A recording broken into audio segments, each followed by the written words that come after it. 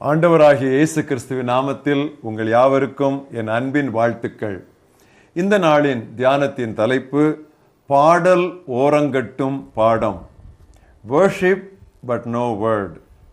வாசிக்க வேண்டிய பகுதி சங்கீதம் 147 முதல் 11 வசனங்கள். கர்த்தரை துதியுங்கள், நம்முடைய தேவனை கீர்த்தனம் பண்ணுகிறது நல்லது, துதித்தலே இன்பமும் ஏற்றதுமாயிருக்கிறது.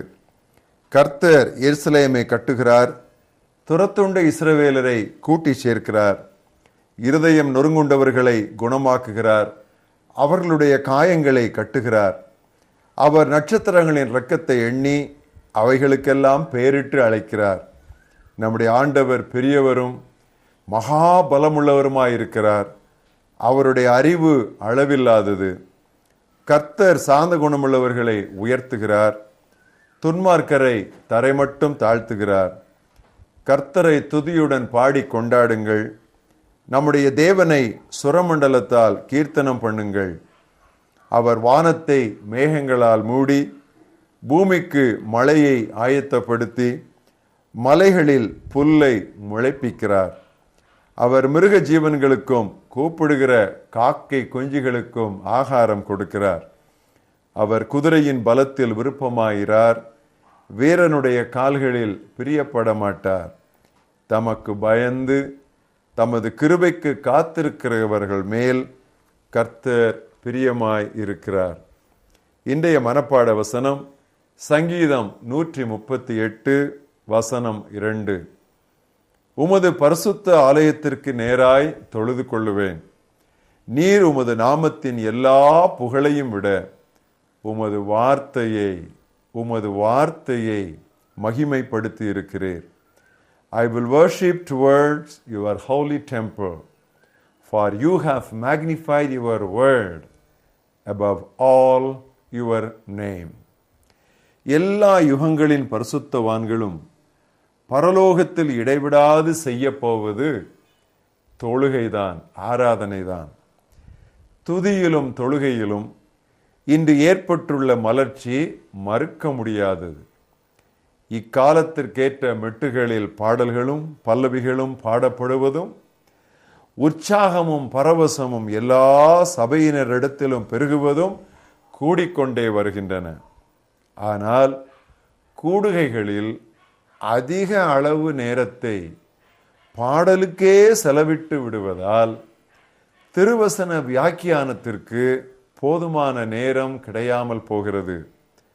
உணர்ச்சி வசப்பட்ட பாடலுடன் தொழுகை பரவசத்தில் வசனம் கேட்க போகும்போது உடலில் களைப்பு ஏற்பட்டு வசனத்தை கேட்பதற்கு போதுவான புத்துணர்வு இல்லாமல் போகிறது.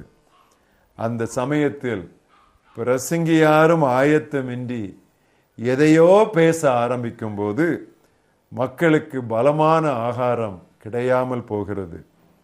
இசை முக்கியமா, இறையோசை முக்கியமா?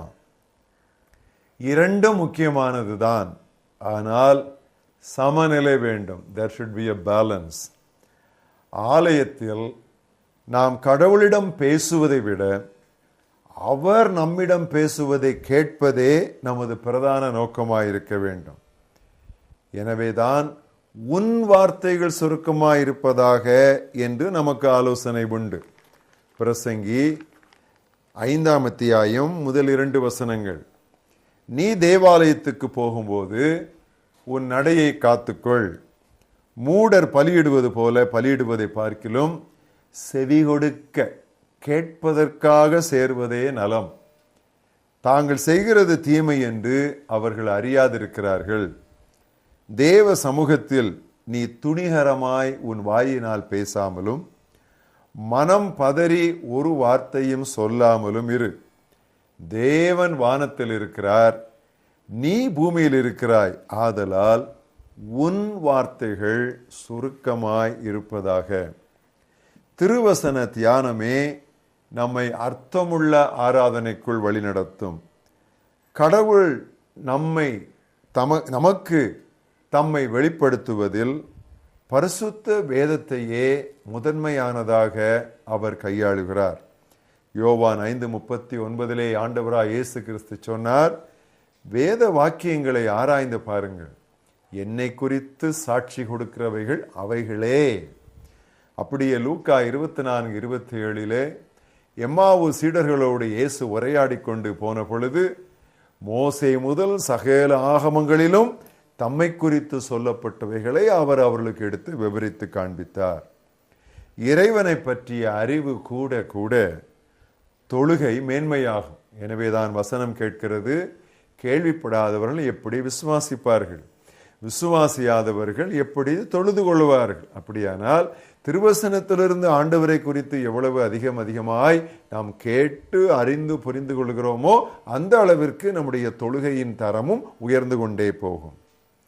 கிறிஸ்துவின் வசனம் பரிபூர்ணமாய் நம்மில் குடியிராவிட்டால் பாடல் பாடுவதெல்லாம் வெறுமையாகத்தான் இருக்கும்.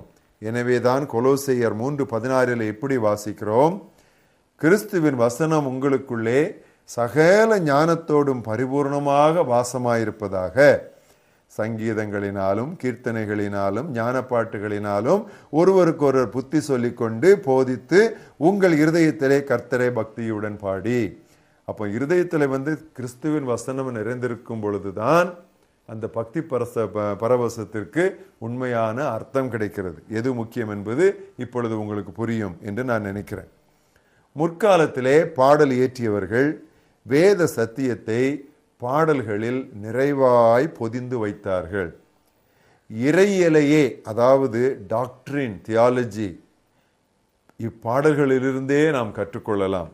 ஆனால் இன்று இயற்றப்படும் பெரும்பாலான பாடல்கள் கவர்ச்சியாயிருந்தாலும் கருத்தாளம் இல்லாமல் இருக்கின்றன. இறை செய்தி குறைந்து போவதற்கு இன்னொரு காரணம் மக்களின் புகழ் மீது பிரசங்கியார்களின் நாட்டமே. துன்புறுத்தலை விட பேர் புகழ்தான் அநேக தீர்க்கதரிசிகளை கொன்றுவிட்டது என்றார் பல்லாண்டுகள் கனி நிறைந்த பிரசங்க ஊழியத்தை நிறைவேற்றிய வான்ஸ் ஹேஃப்னர் என்ற பக்தன். Popularity has killed more prophets than persecution. மக்களுக்கு பிரியமாக பேசி அவர்களது பாராட்டை பெற வேண்டும் என்று நினைக்கிற அதே வேளையில் பிரசங்கி தன் செய்தியை இழந்து விடுகிறார். எனவேதான் பவுல் கேட்டார், இப்பொழுது நான் மனிதரையா தேவனையா யாரை நாடி போதிக்கிறேன்? மனிதரை பிரியப்படுத்த பார்க்கிறேனா? நான் இன்னும் மனிதரை பிரியப்படுத்துகிறவனா இருந்தால் நான் கிறிஸ்துவின் ஊழியக்காரன் அல்லவே என்று கண்டிப்பாய் அவர் கலாத்திய நாட்டு விசுவாசிகளுக்கு எழுதினார். பிரியமானவர்களே, மனித பயம் ஒரு கண்ணி. கடவுளுக்கு பயப்படுகிறதை விட மனிதருக்கு அதிகம் பயப்படுகிற எவனும் பிரசங்க பீடத்தில் ஏறக்கூடாதாம். A.W. டோசர் என்ற தீர்க்கதரிசி மிக அழகாக இப்படி சொல்லி சென்றார், நாம் தந்திரசாலிகளாய் அல்ல தீர்க்கதரிசிகளாய் இருக்கும்படி அழைக்கப்பட்டிருக்கிறோம். We are not called to be diplomats, but we are called to be prophets. நமது செய்தி சமரசம் அல்ல, அது ஒரு சம்மட்டியாயிருக்க வேண்டும். சத்தியத்தை பிரசங்கித்து அதை கேட்பவர்களின் வாழ்க்கையில் அப்பியாசிக்க செய்பவனை ஆணிகளும் முட்களும் குத்தத்தான் செய்யும். உமது பரிசுத்த ஆலயத்திற்கு நேராய் தொழுது கொள்ளுவேன். நீர் உமது நாமத்தின் எல்லா புகழையும் விட உமது வார்த்தையை மகிமைப்படுத்தி இருக்கிறீர். உன் வார்த்தை சுருக்கமாயிருப்பதாக. எங்கள் மகா பெரிய தேவனே, உமது பிரசன்னத்தில் நாங்கள் கூடி வரும் பொழுது ஏதோ எங்களுக்கு தெரிந்ததையெல்லாம் உளறி கொட்டுவதை விட, பேசுவதை விட செவி கொடுக்க சேர்வதே நலம் என்று உம்முடைய வசனத்திலே நாங்கள் வாசித்தோம்.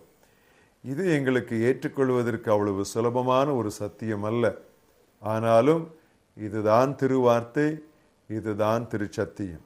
கர்த்தாவே, உம்முடைய சமூகத்தில் வரும்பொழுது எங்களுடைய காதுகளை கூர்மையாக்கி கொண்டு இருதயங்களை உமக்கு நேராக உயர்த்தி கொண்டு, கர்த்தாவே சொல்லும், அடியார்கள் கேட்கிறோம் என்கிற பாவனையோடு நாங்கள் நிற்க உதவி செய்யும். எங்கள் இருதயத்தை உம்முடைய குமாரனாய் இயேசு கிறிஸ்துவின் வசனம் நிறைப்பதாக, அதன் விளைவாக பாட்டுக்களும் புகழ்பாக்களும் கீர்த்தனைகளும் சங்கீதங்களும் பரவசமாய் எங்களிலிருந்து புறப்பட்டு வெளிவரட்டும். இந்த வரிசை கிரமத்தை நாங்கள் மாற்றாதிருக்க உதவி செய்யும். உம்மை நாங்கள் ஆராதிக்க விரும்புகிறோம். தேவா, உம்முடைய நாமத்தின் சகல பிரஸ்தாபத்தை பார்க்கிறோம்.